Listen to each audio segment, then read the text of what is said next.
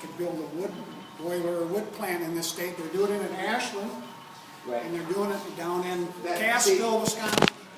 That gets to the core of what I think is the bigger question. I mean, every community needs the right to be able to not only generate and manage energy on a meaningful level, but also to be able to experience some of the jobs associated with it. Exactly. Can I give a little Yeah. input into this? Okay. Along the question about burning wood for electricity, like a biomass type plant that actually up in Wausau there's one proposed that would provide steam for the paper mill while putting electricity into the system, and it would provide jobs and things like that locally.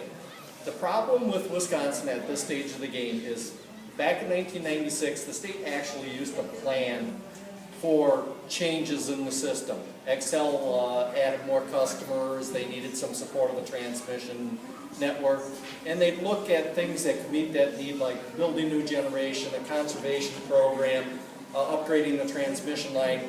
They threw that all out the window in 1996, 98, somewhere in that area. And so now the state has a process where they just kind of look at, here's where we're at, and there is no planning. So, ATC is a company that is a transmission company.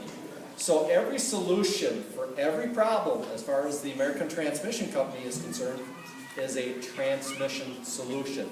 There is no look at generation. And that's one of the things that really, as a group of citizens, we got to look at trying to help change as well, that we can get back to a process that actually does some planning instead of just allowing companies like ATC to say everything is a transmission solution. In reality, what makes a lot more sense, instead of bringing all this electricity from big coal-fired power plants in Dakota, or even necessarily wind farms, is if you could set up your generation on what we call a distributed network locally, where, okay, maybe it's a wind turbine or a wind farm, maybe it's not.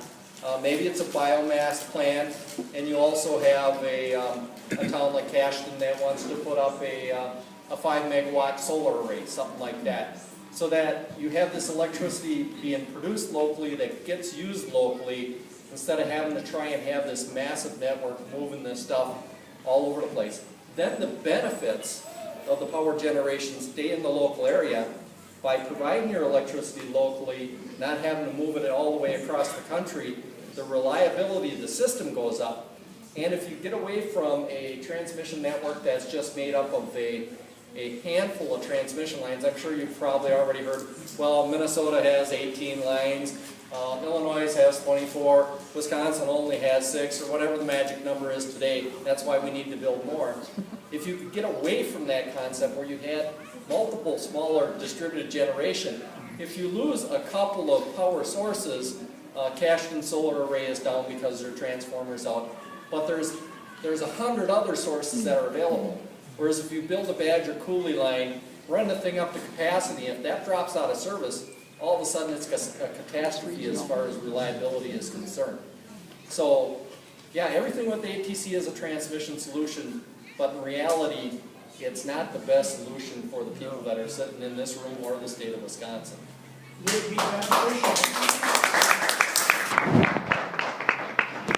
it be beneficial for this organization or anyone here to get in contact with the Wisconsin Timber Professionals Association? Yes, Paul Baker, Michigan, Paul here. and have them talk to their representatives and lobby Absolutely. and Madison for this?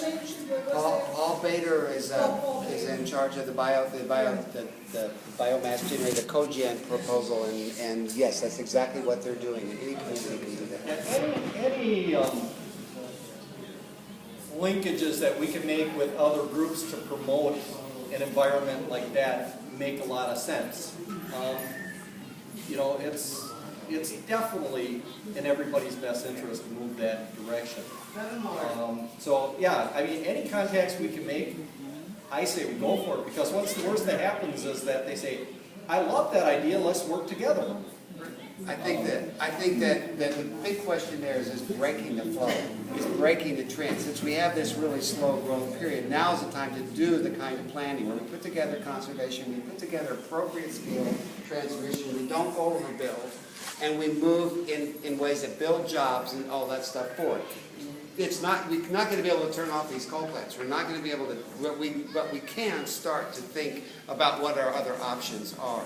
And if we just go to these things and say it should run over here, please don't put it in my yard and walk away, clearly the way that the structure is set up publicly in terms of participation, in terms of relying on our state. Most people when I go to these town meetings don't really even pay attention to me for the first 10 or 15 minutes because they assume that some politician, some state agency, some person somewhere has reviewed this proposal and decided it's in the best interest of the public to build it, right? Because that's the world we kind of grew up in. But as you know, Tom alluded to, things have changed, and that's no longer the case. So we really need to shift that ball. You know, we have the numbers. We are the users. We pay for this. We have the numbers. There's no reason that we can't get a good dialogue to happen, but it's not going to happen unless we do. Transmission situation. How many people in this room live within 1,500 feet or so of a proposed corridor? You go and talk to your neighbors down the way, and you know, I'm going to be listening because I'm sensitive to viewscapes, okay? But you move down the road, people are just kind of go like, oh, my life is so complicated. You know, you got to go to their door 3 or 4 times sometimes to get it.